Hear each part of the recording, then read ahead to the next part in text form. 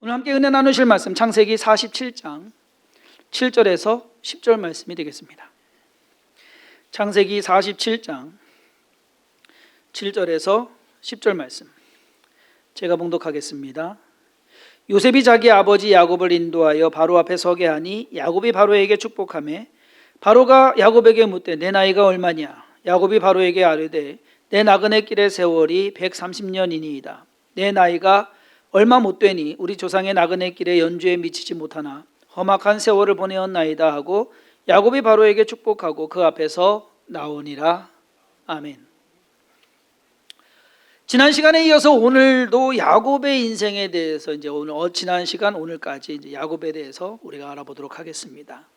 야곱은 오늘 본문 말씀에서 자기의 인생을 한마디로 요약합니다. 험악한 세월.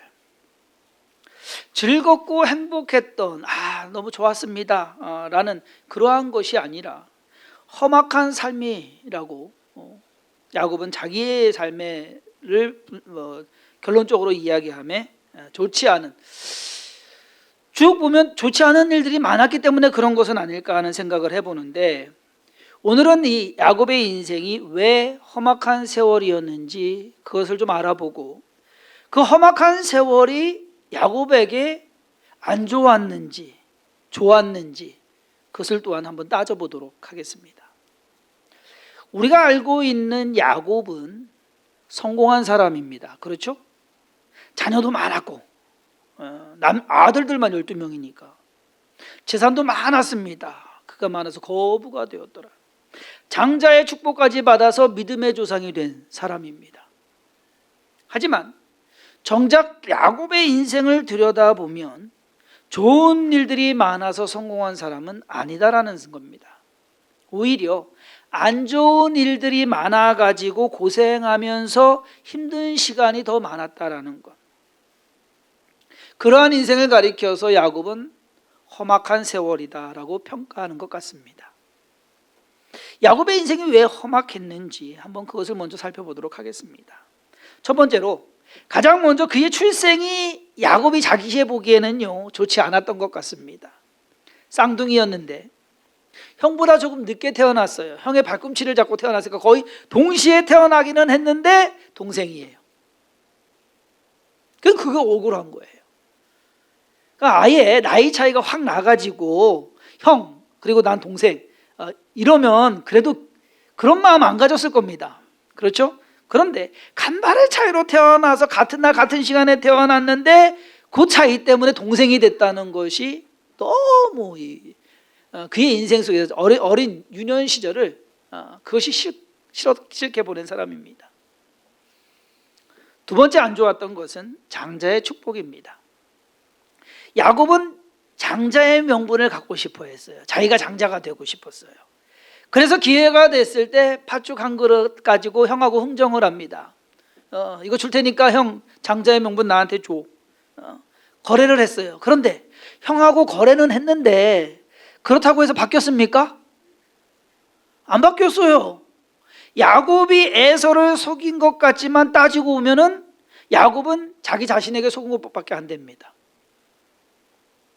결국 야곱은 아버지 이삭까지 속이면서 장자의 축복을 받습니다. 이제 공식적이 된 거예요. 장자의 축복 받았어요.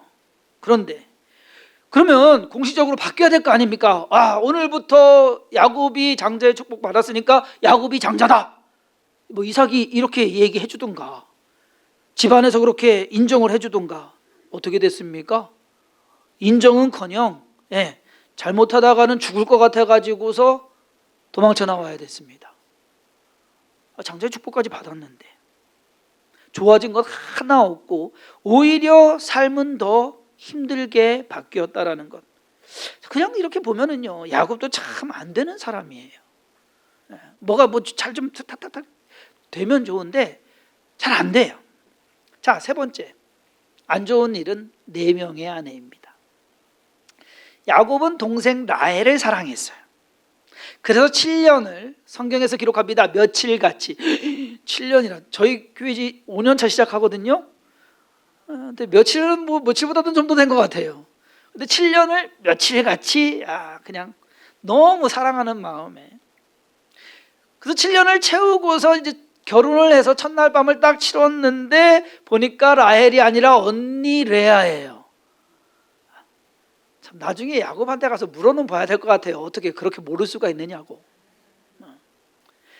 여러분, 삼촌한테도 속았고 정작 레아한테도 속은 거잖아요. 그리고 라헬한테도 속은 거고 다 모두가 속인 겁니다. 삼촌 라반은 뛰는 놈 위에 나는 놈이었습니다. 거기에 끝난 것이 아니에요. 언니 레아를 아내로 받고 뭐 요즘 표현으로 묻고 더블로 가서 라헬까지 아내로 받아서 14년을 일했습니다. 결국 아내가 2명이 됐어요. 문제는 여기서 멈추지 않더라는 얘기입니다. 언니 레아가 아들을 넷이 낳습니다. 동생 라헬은 애가 안 생겨요. 그러다 보니까 자기 몸종을 줘가지고서 자기 남편한테 해서 애를 낳는 거예요. 그래서 둘을 낳았어요. 그러니까 또 언니도 아니 자매가 싸울 게 따로 있지, 서로 경쟁할 게 따로 있지, 그래 애 낳는 거 갖고 경쟁을 하냔 말이에요. 또 자기 몸종을 줘가지고서 둘을 낳게 해요. 그러고 나서 레아가 둘을 더 낳습니다. 레아는 총 6명을 낳습니다. 그러고 나서 낳은 것이 이제 라헬이 요셉과 베냐민을 낳게 됩니다. 아내가 4명이 된 거예요. 자기가 원한 것은 라헬 한 사람이었는데, 라헬만 있으면 충분했는데 자기 생각, 자기 마음대로 되는 게 없습니다. 어제 참 꼬인 인생을 살았습니다. 4번째, 야곱의 험악한 인생은 두려운 일들의 연속이었다라는 겁니다. 삼촌 집에서 20년을 있으면서 14년은 라헬을 얻기 위해서 일을 했고 6년 동안 일을 해서 거부가 됩니다. 이제 살만하게 됐어요. 평안하고 가진 것도 많고 자녀들도 다 있고 이제 걱정할 일이 없습니다. 그런데 생각지도 않은 일이 생깁니다. 창세기 31장 1절에서 2절에 야곱이 라반의 아들들이 하는 말을 들은즉 야곱이 우리 아버지의 소유를 다 빼앗고 우리 아버지의 소유로 말미암아 이 모든 재물을 모았다 하는지라. 야곱이 라반의 안색을 본즉 자기에게 대하여 전과 같지 아니하더라. 분위기가 심상치 않습니다. 삼촌의 아들들이, 그러니까 그건 뭐예요? 사촌이잖아요. 사촌들. 자기에 대해서 안 좋게 생각하고 한마디로 도둑놈 취급하는 거예요. 자기는 그렇게 열심히 일을 했는데. 그래서 처자식들을 데리고서 야반도주를 합니다. 몰래 도망갔는데 그 사실을 알고 삼촌이 또 따라와요. 따라와가지고서 대놓고는 못하고 내 드라빔 어딨냐 라고 시비를 겁니다. 이때 야곱이 삼촌에게 한 말이 이렇습니다. 야곱이 라반에게 대답하여 이르되 내가 생각하기를 외삼촌의 딸들을 내게서 억지로 빼앗으리라 하여 두려워하였음이니이다. 두려웠다라는 것. 야곱의 인생은 두려움의 연속입니다. 그 두려움 때문에 삼촌 집을 떠난 겁니다. 그래서 떠났어요. 그런데 또 다른 두려움이 기다리고 있습니다. 바로 형 에서였습니다. 형 에서를 만나기 전날 야복강가에서 천사와 씨름할 때 하나님께 야곱이 기도합니다. 창세기 32장 11절에 내가 주께 간구하오니 내 형의 손에서 에서의 손에서 나를 건져내시옵소서. 내가 그를 두려워함은 그가 와서 나와 내 처자들을 칠까 겁이 나기 때문이니이다. 두려운 일이 끊이지를 않아요. 야곱은 강한 사람이 아니었습니다. 자기를 죽이려고 지금 400명을 데리고서 달려오는 에서는 고사하고 삼촌 집 도망칠 때 삼촌도 못 이겼어요. 삼촌이 나를 해할까 봐 두려웠나이다. 불안했고 두려웠던. 어쩌면 야곱은요, 형 에서와의 문제만 해결되면 더 이상 이제 걱정할 것 없다. 그렇죠. 걱정할 것 없다 생각할지 모릅니다. 하지만 그것이 끝이 아니었습니다. 야곱 말대로 험악한 일들이 기다리고 있었습니다. 5번째는 안 좋은 일의 연속입니다.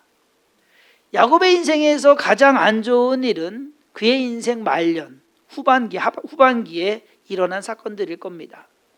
대표적으로 성경에 기록된 두 개의 사건이 있습니다.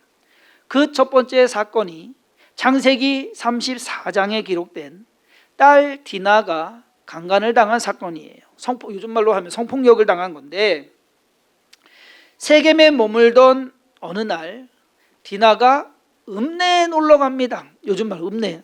그러니까 뭐 오빠들 하고 있고 뭐 저기 하고 그 부족 거기서만 있으니까 얼마나 재미없겠습니까? 그러니까 시내 놀러 나간 거예요. 그런데 그것을 하몰의 아들 세겜이 보고 디나를 강간을 합니다.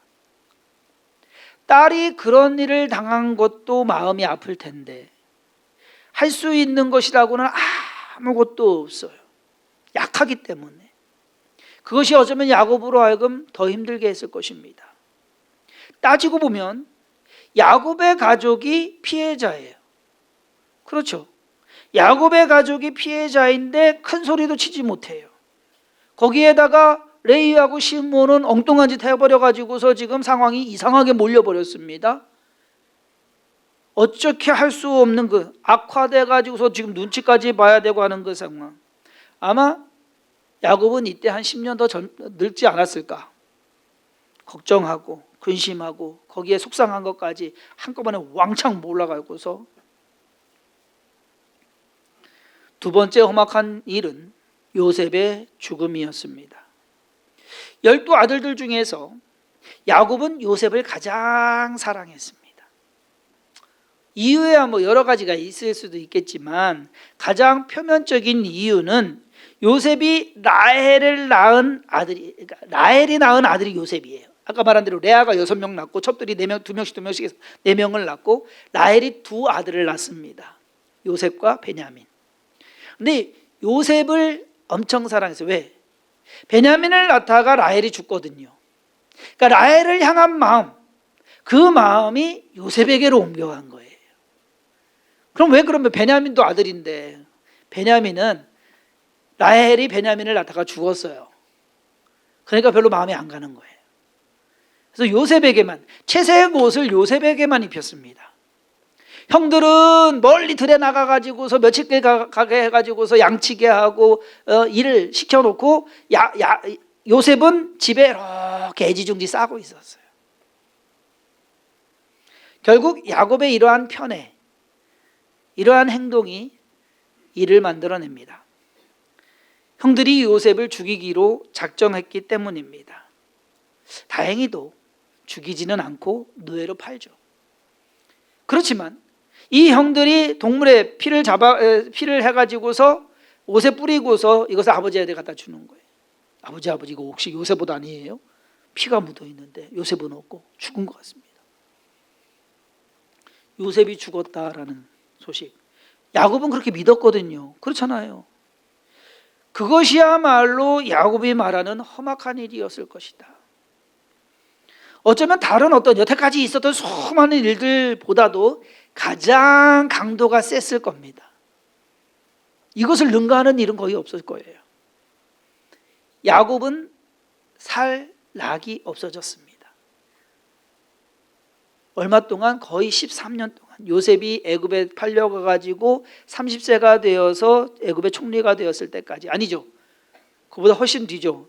7년이 지나고 6년이 지나고 2년 더 지난 뒤니까 와, 거의 20년 동안이네요. 일부 예배 때 잘못 얘기했네. 거의 20년 동안을 지금 야곱은 자식 요셉이 죽은 줄 알고 그렇고 삶에 낙이 없이 살아. 근데 결국 그 슬픔은 언제 끝나느냐? 요셉이 살아있다는 소식을 들을 때 끝납니다. 자, 야곱이 장자의 축복을 받아서 그리고 하나님의 도움으로 아브라함과 이삭과 야곱으로 이어지는 믿음의 조상이 되기는 했습니다. 하지만 그의 삶은 말 그대로 험악한 세월이었습니다. 어떻게 야곱과 같은 인생 살고 싶으십니까? 부자가 돼서. 부자가 되면 행복한 거 아니겠습니까? 자식들도 하나 가지고 12아들 정도면은 뭐 어디 가서 꿀릴 것도 없이, 그리고 그 자식들 다 잘 되는 거 자식 자랑하면서 그렇게 살아가면 좋지 않겠습니까? 가지는 많은 나무 바람 잘 날 없다 하는 것처럼 자식이 힘이 되는 경우도 있지만 오히려 자식이 힘이 들게 하는 경우가 어느 경우가 더 많은 것 같아요, 여러분들? 힘이 들게 하는 경우가 더 많죠? 예? 모든 확률 속에서 좋은 일이 일어날 것보다는 안 좋은 일이 일어날 확률이 더 많습니다.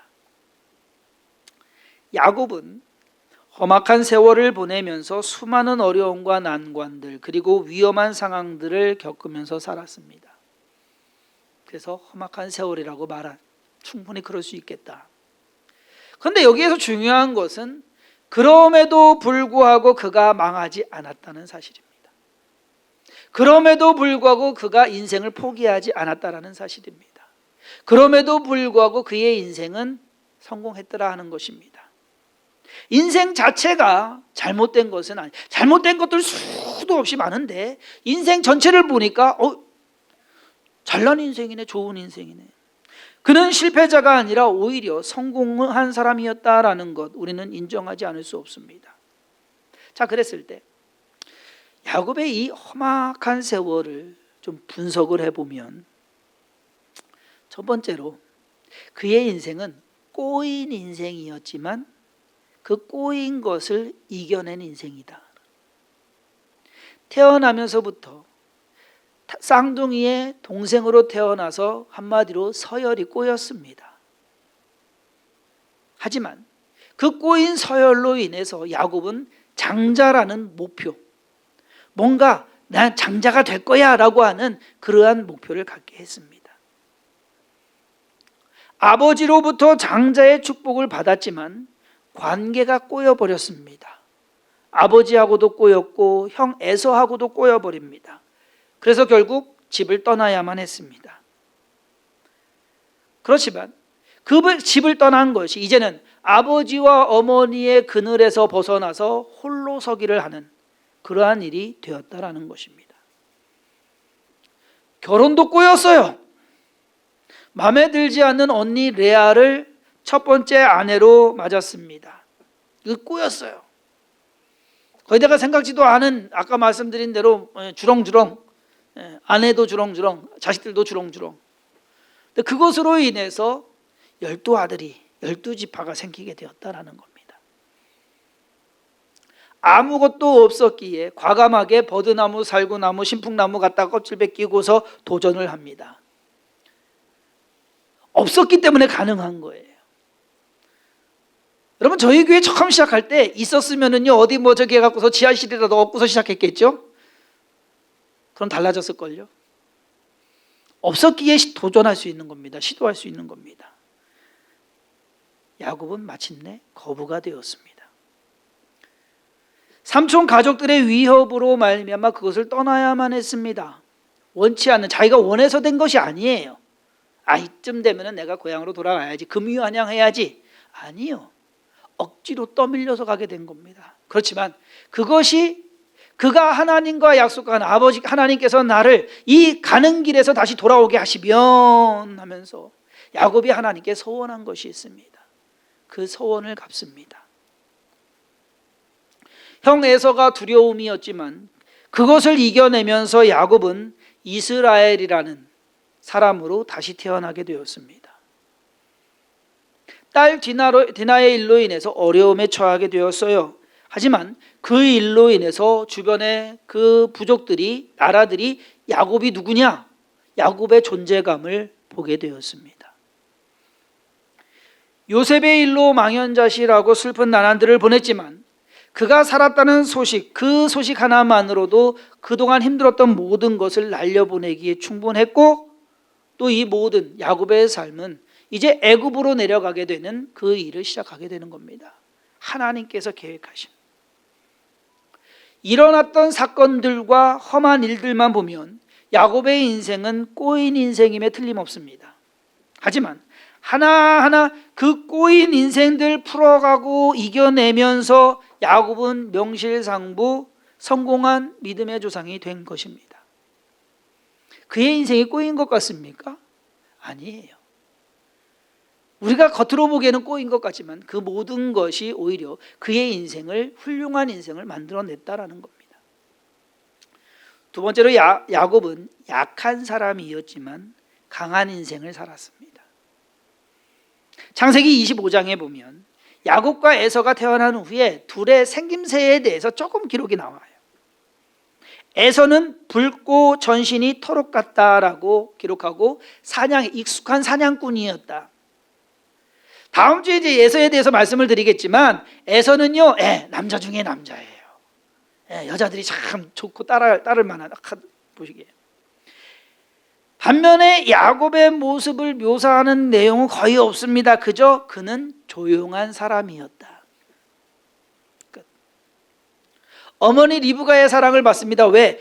집에서 엄마 일 도와주는 자식보다 좋은 적이 어디 있어요. 절렁절렁 따라다니면서 엄마 뒤 따라다니면서 엄마 도와주는. 야곱은 형 에서에 비하면 좀 밀린다고 볼 수 있을 겁니다. 그런데 하나님은 야곱을 더 사랑하셨고 에서는 미워했다라고 기록하고 있고요. 야곱의 족속이 에서의 족속보다 강할 것이다. 큰 자가 어린 자를 섬기리라 라고 말씀하셨습니다. 외적인 면에서는 야곱이 약하지만 삶이나 영적인 면에서는 야곱이 에서보다, 그리고 야곱의 후손들이 에서의 후손들보다 훨씬 강했던 것을 볼 수가 있습니다. 여러분, 야곱은 나라를 세운 사람도 아닙니다. 왕도 아니에요. 세상에서 알아줄 만한 업적을 세운 사람도 아니에요.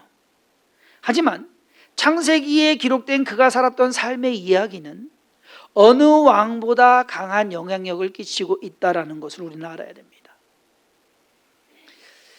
야곱이 아버지 아브라함에 비하면 믿음이 좀 떨어지는 것 같아요. 안 그래요, 여러분? 아브라함의 믿음과 야곱의 믿음 한번 비교해 보세요. 누가 더 좋은가? 당연히 아브라함의 믿음이 더 좋지 않습니까? 야곱이 아버지 이삭의 성품에 비하면 떨어져요. 안 그래요? 이삭은 참 착하고 선하고 그렇죠. 근데 야곱은 꽤 뿌리고 해서 하는 거 보면은 성품도 좀 떨어져요. 믿음에서는 할아버지보다 못하고 성품에서는 아버지보다 못하고 잘난 것이 별로 없는 것 같은데, 그런데 여기서 중요한 것이 있습니다. 하나님께서는 야곱으로 하여금 이스라엘 나라를 시작하게 하십니다. 하나님께서 아브라함의 이름을 아브람에서 아브라함으로 바꾸실 때, 야, 아브람이라고 하지 말고 이스라엘이라고 해라 할 수 있었잖아요. 아닌가요? 이스라엘의 조상으로 하실 수 있었어요. 그런데 안 그러셨어요. 아브라함이 99세 때 하나님이 오셔가지고서 내년 이맘때에 네가 아들을 낳으리니 그 아들의 이름을 이삭이라고 해라. 이삭이라고 하지 말고 이스라엘이라고 해라 할 수도 있었잖아요. 근데 안 그러셨거든요. 야곱을 하나님께서는 이스라엘로 만드십니다. 이스라엘의 이 나라, 이스라엘 나라의 시조는 야곱입니다. 그렇기 때문에 이스라엘의 역사를, 아니면 이스라엘을 지칭할 때 이스라엘만 이야기하는 것이 아니라, 여러분들이 선지서를 읽고 시편을 읽어보면 야곱의 하나님, 야곱의 하나님 얘기해요. 야곱의 하나님을 도움으로 삼으며 야곱 자체가 이스라엘이라고 지칭을 합니다. 고린도전서 1장 26절에서 29절까지 보면, 형제들아 너희를 부르심을 보라. 육체를 따라 지혜로운 자가 많지 아니하며 능한 자가 많지 아니하며 물번 좋은 자가 많지 아니하도다. 그러나 하나님께서 세상에 미련한 것들을 택하사 지혜 있는 자들을 부끄럽게 하려 하시고, 세상에 약한 것들을 택하사 강한 것들을 부끄럽게 하려 하시며, 하나님께서 세상에 천한 것들과 멸시받는 것들과 없는 것들을 택하사 있는 것들을 폐하려 하시나니, 이는 아무 육체도 하나님 앞에서 자랑하지 못하게 하려 하심이라. 사도 바울이 보았을 때 믿는 자들의 무리가 별 볼 일 없더라는 얘기입니다. 그런데 그 사람들을 통해서 하나님께서 하나님의 일을 이루어 가시더라 하는 것을 사도 바울은 깨달았습니다. 야곱의 인생이 그랬습니다. 험악한 인생을 살면서 내세울 거 별거 없던 사람입니다. 그런데 하나님께서 그를 택하시고 그를 사용하셔서 믿음의 조상이 되게 하셨습니다. 어쩌면 우리가 삶을 살아가는 동안에 저와 여러분들 올 한 해 무슨 일이 있을지 모릅니다. 야곱처럼 험악한 일을 경험할 수도 있습니다. 하지만 그것이 험악한 것으로 끝나지는 않을 것이다라는 사실. 야곱을 하나님께서 그 모든 인생길 가운데 도와주시고 함께 하시고 그 힘들고 어려운 상황을 지났지만 다 지나가게 하시고 그리고 그의 인생을 통해서 역사하시는 무언가 아름다운 보석을 만들어내신 그 하나님의 작품처럼 저와 여러분들의 인생 또한 주성긴 교회의 모든 사역 또한 하나님께서 그렇게 만들어 가실 것을 믿고 의심하지 마시며 그 안에서 소망을 품고 기대하시기를 주님의 이름으로 축원합니다. 우리가 보기에는 우리가 약해 보이고 우리가 보기에는 우리가 없어 보이고 우리가 보기에는 우리가 뭐 좀 못나 보이고 부족하게 할지 모르지만 그것은 우리가 보는 외적인 겁니다. 하나님이 보셔야 돼요. 하나님이 인정하셔야 되고 그거면 됩니다. 그러므로 믿음으로 여러분들의 처한 상황 속에서 야곱처럼 믿음 잘 지켜나가면서 하나님의 영광을 드러내는 그러한 일에 쓰임받는 성도님들과 주성긴 교회가 되기를 주님의 이름으로 축원합니다. 기도하겠습니다. 2022년 시작합니다. 가진 것도 별로 없고 할 수 있는 것도 별로 없고 하나님 부족한 것 투성인데 오늘 말씀에 야곱이 그랬습니다. 잘난 것 없고 능력도 없는 자기의 꾀로 이것저것 열심히 해봤지만 그가 이룬 것이 아니라 하나님께서 이루어 주셨습니다. 그의 인생길 가운데 험악한 세월을 보냈지만 그 세월만큼 값진 것은 없을 것입니다. 하나님, 올 한 해 무슨 일이 있을지 모릅니다. 그러나 지나간 세월을 돌아보면 하나님께서 우리에게 베푸신 은혜가 너무나도 큽니다. 그러므로 앞으로도 인도해 주실 것이고 이끌어 주실 것이고 도와주실 줄 믿습니다. 우리의 모든 믿음이 흔들리지 않게 하시고 소망을 품고 나아가게 하여 주옵소서. 주의 은혜 가운데 거하게 하여 주옵소서. 힘들고 어려울수록 더 기도하게 하시고 더 예배하게 하시고 더 말씀 묵상하게 하시고 더욱더 하나님을 찾는 야곱의 하나님을 도움으로 삼는 우리가 되게 하여 주옵소서. 모든 것 주님께 감사하고 예수님의 이름으로 간절히 축복하며 기도했사옵나이다. 아멘.